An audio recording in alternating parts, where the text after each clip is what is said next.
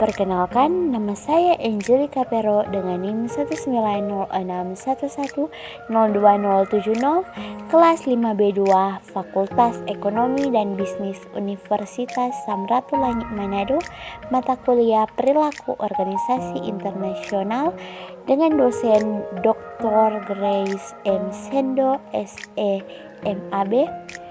Dan pada saat ini saya akan menjelaskan tentang materi komunikasi. Selanjutnya, pengertian komunikasi. Komunikasi adalah salah satu hal penting dan biasa kita lakukan. Aktivitas komunikasi ini diperlukan untuk membuat kita tetap dekat antara satu sama lain, serta memperlancar sebuah hubungan baik antara keluarga, teman maupun anggota organisasi. Selanjutnya, fungsi komunikasi. Berikut beberapa fungsi komunikasi antara lain. Yang pertama, sebagai informasi. Fungsi komunikasi yang pertama yaitu sebagai informasi, di mana komunikasi menyajikan sebuah informasi yang dibutuhkan oleh setiap individu atau kelompok dalam mengambil sebuah keputusan serta meneruskan data untuk menilai beberapa pilihan sebelum akhirnya diputuskan. Yang kedua, sebagai kendali. Komunikasi juga berfungsi sebagai kendali, yang berarti komunikasi tersebut berperan penting untuk mengontrol perilaku manusia, baik secara perorangan maupun kelompok, melalui beberapa cara yang wajib untuk dipatuhi semua pihak. Selanjutnya, 3. Sebagai motivasi. Komunikasi juga memiliki fungsi sebagai motivasi karena komunikasi dapat menjadi suatu motivasi melalui penjelasan yang dilakukan pada motivator. Semakin pandai seorang mengkomunikasikan suatu hal positif, tentu akan sebaik jiwa motivator. Selanjutnya, manfaat penting komunikasi. Komunikasi juga memiliki manfaat penting antara lain sebagai berikut. Yang pertama, memahami dan memahami semua informasi yang dibutuhkan. Yang kedua, komunikasi dapat mempererat tali persaudaraan baik antara pribadi, golongan, kelompok, bangsa maupun negara.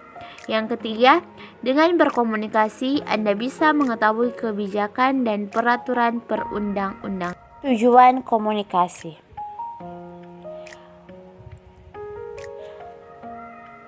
Terdapat beberapa tujuan komunikasi yang penting Anda pahami, antara lain sebagai berikut. 1. Informasi mudah dipahami. Tujuan dari komunikasi sesuai dengan pengertian komunikasi yaitu agar hal yang disampaikan oleh komunikator bisa mudah dipaham oleh komunikan, di mana tugas seseorang komunikator adalah menjelaskan pesan utama secara jelas dan sedetail mungkin. Dengan demikian, komunikasi dapat meminimalisir terjadinya kesalahpahaman. Yang kedua, memahami sesama individu. Dengan berkomunikasi, maka setiap individu bisa memahami individu lain menggunakan kemampuannya untuk mendengar suatu hal yang sedang dibicarakan oleh orang lain, atau sebagai subjek untuk menyampaikan pesan. Yang ketiga, pesan mudah diterima orang lain. Komunikasi bertujuan agar pesan yang disampaikan mudah diterima orang lain, sebab komunikasi yang dipadukan pendekatan persuasif merupakan cara supaya sebuah gagasan lebih mudah diterima orang lain. Penyampaian itu akan terlihat baik jika kita bisa mengkomunikasikannya dengan benar. Yang keempat, menggerakkan orang lain.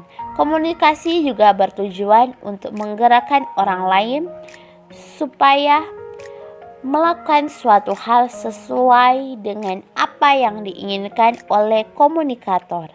Dengan kata lain, komunikator merupakan seseorang atau sekelompok orang yang berinisiatif untuk menjadi sumber dalam sebuah hubungan. Selanjutnya, tips dan trik meningkatkan keterampilan komunikasi. Anda juga harus terus meningkatkan keterampilan komunikasi melalui tips dan trik berikut ini. Yang pertama, memperhatikan artikulasi. Dalam berkomunikasi, maka Anda harus mampu berbicara secara jelas. Di mana artikulasi, setiap kata yang Anda ucapkan haruslah jelas di telinga orang lain.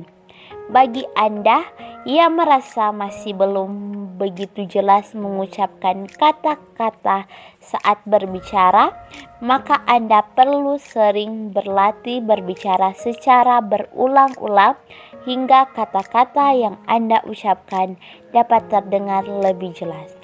Yang kedua, lakukan kontak mata. Agar keterampilan komunikasi Anda semakin meningkat, sebaiknya Anda selalu menjaga kontak mata ketika berbicara dengan orang lain. Namun, kontak mata tersebut dilakukan secara wajar dan tidak perlu berlebihan. Untuk memulai pembicaraan, mulailah melakukan kontak mata yang diiringi dengan senyuman agar orang lain merasa nyaman dengan Anda. Selanjutnya, 3. Menyelaraskan. Komunikasi yang cerdas adalah komunikasi yang dapat menempatkan diri sesuai kondisi lingkungan atau orang-orang sekitar yang menjadi lawan bicara. Anda tentu tidak bisa menyamakan gaya berbicara kepada semua lawan bicara. Untuk itulah dibutuhkan penyelarasan untuk membantu Anda dalam menyampaikan keinginan sehingga lawan bicara lebih mudah memahami setiap kalimat yang Anda sampaikan. Yang keempat, menambahkan bahasa tubuh. Supaya informasi yang Anda sampaikan mudah dipahami orang lain, cobalah untuk berkomunikasi sambil menggunakan ekspresi wajah dan bahasa tubuh.